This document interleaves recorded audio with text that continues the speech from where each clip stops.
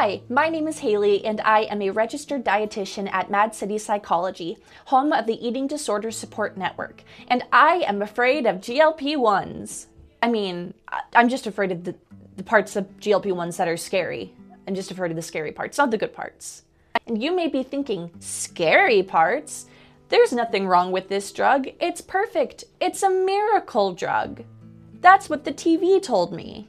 This drug plays into diet culture, weight stigma, diminishing body diversity, and the fact that people are out here selling counterfeit, fake GLP-1s and supplements that they claim are basically the same thing as a GLP-1. Virgie Tovar is an author and a public speaker that focuses on weight bias in our society. She has a podcast called GLP-1 Truth Serum.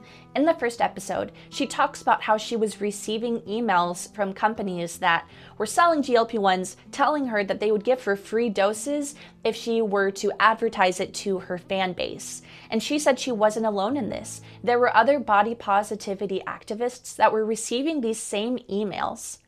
It makes me feel gross to think that the few people that are left in society that are standing up for those in bigger bodies are being specifically targeted to reduce the amount of big-bodied individuals in society. The use of glucagon-like peptide-1 receptor agonist is complex and nuanced. Ultimately, their popularity is shining a light for the disdain that has existed for a long time for those in bigger bodies. The few individuals in Hollywood that had an ounce of body diversity have conformed to the rigid, thin ideals that were set decades ago, to this standard that was always illogical, literally scientifically illogical. We can't expect every single person to look the same. If we were to all eat the same food and do the same exercise routine, there would still be body diversity. Dr. Zachary Knight, a professor of physiology at UCSF, says that the only trait more inheritable than weight is height.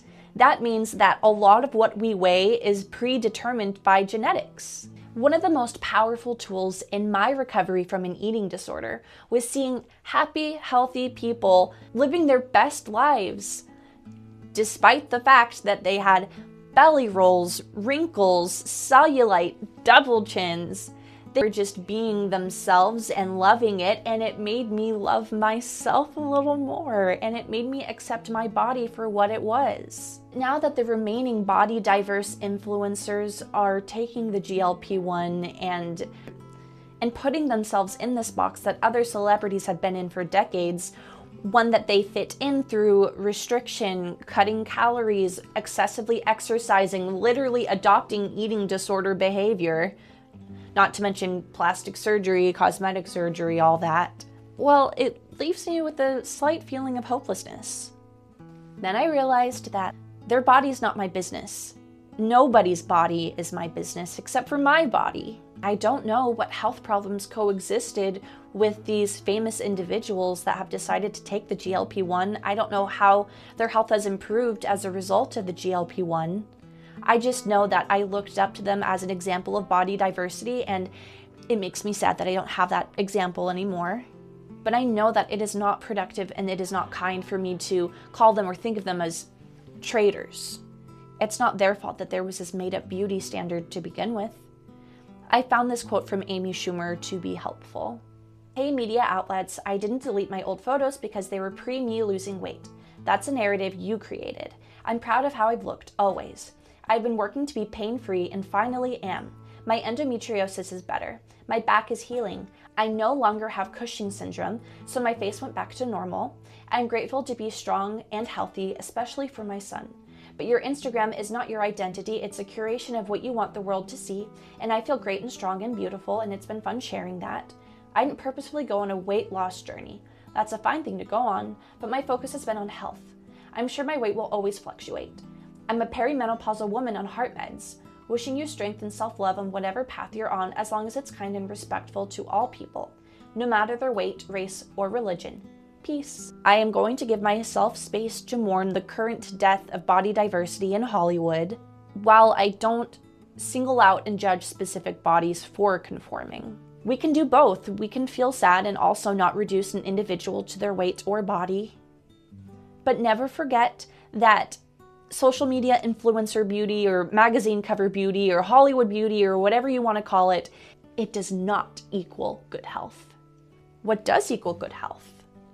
Laughing with friends and family, sleeping enough, movement on the daily, indulging in hobbies, a balanced diet, good blood work, taking your medications if you need them, seeing your primary care provider once a year, drinking water, brushing your teeth and flossing, limiting alcohol, caffeine, and drugs. Whew, that can be a lot to keep track of. Hence, many people just prefer the shot. But the shot's not gonna brush your teeth for you. The shot's not gonna remind you to eat your greens. Taking a GLP-1 does not equal perfect health. Being thin doesn't equal perfect health or even good health. And your weight is not an indication of health. Your weight is a piece of the puzzle, but the health puzzle is so much bigger than just your weight. Weight stigma is the permission to be rude to someone just because you don't like the way that their body looks. Anyone who degrades someone in any body, including degrading someone in a big body, does not care about their health.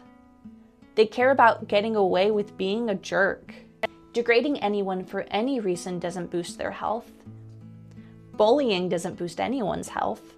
I'm really concerned that the existence of these drugs is making people even more hateful towards those that are overweight or obese. They may think that, oh, well, I wouldn't harass you if you were thin, and you could be thin if you took Ozempic, but you're not taking Ozempic, so I deserve and I have the right to harass you. GLP-1s won't work for everyone. There are people who are taking this drug and they're not losing their weight and their health is not getting better. Why, you may ask? Lots of reasons. We don't know. There's a lot of research that still needs to be done. Metabolism's a tricky thing. Every person's biology is different. And then there's also the fact that this drug is really expensive and a lot of people may not be able to afford it. Also, keep in mind that there are people in bigger bodies that are getting in their joyful movement, they're exercising, they're eating a balanced diet, they have great blood work, great vitals, aka they're healthy, they're doing great, and they don't need the GLP-1. So why would they take it? There will be people in bigger bodies that don't meet any of this criteria, and they're just not interested in the GLP-1. That is okay. That is their choice. That is not anybody's business but theirs. Okay, that's like the societal, philosophical stuff that I'm afraid of when it comes to GLP-1s. Now let's get into some legal matters. Non-FDA approved GLP-1 compounds. Sodium semaglutide. Counterfeit GLP-1. Supplements that claim to have the same effect or a similar effect to GLP-1 when they really don't. It's just a rando supplement. These are all things that exist today and are making lives worse. This stuff can be a waste of money and not work. This stuff can be a waste of money and hospitalize someone. The FDA has made it clear that semaglutide compounds have not been regulated for safety, sanitation, or effectiveness. FDA is aware of the fraudulent compound semaglutide and tirzepatide marketed in the US that contain false information on the product label.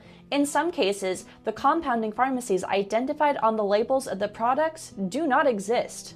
Huh? In other cases, the labels of the fraudulent compound medicine contain the name of a licensed pharmacy that, based on information FDA has gathered, did not compound these products. We're talking about someone injecting something directly into their body. Here are the FDA recommendations. Okay, so we talked about the compound GLP-1s, now let's talk about my old nemesis, unregulated supplements. Never forget that in the United States of America, it is perfectly legal for me to go in my kitchen, fill a Tupperware with water, put a lid on it, give it to you, and be like, drink this at 10 p.m. It's going to have the same effect as a GLP-1. That'll be $75, please.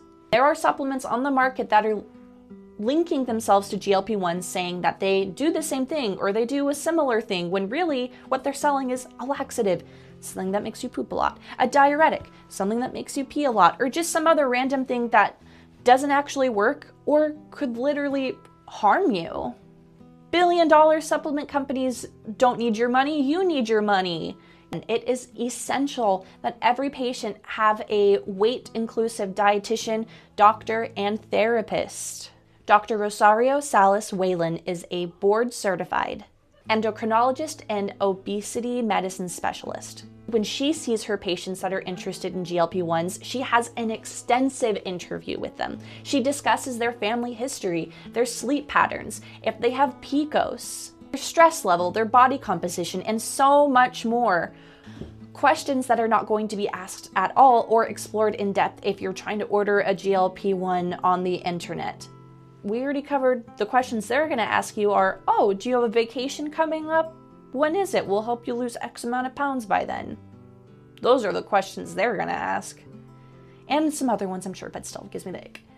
This doctor will then proceed to meet with her patients every 8 weeks to check up on how things are going and evaluate their goals. It is her prerogative that they put more of an emphasis on being healthy rather than changing the way that they look. She wants to focus on pain reduction and improving quality of life. Keep in mind that many doctors are saying this is a drug that someone will need to take for life, like how they take a blood pressure medication for life. Many people that have gone off of the GLP-1 have ended up regaining the weight, just like how people that go on crash diets end up regaining the weight. Figure out what's best for you. You only get one life, you only get one body. Be kind to yourself, be kind to your body. And this has been Food for Thought with Haley. Me.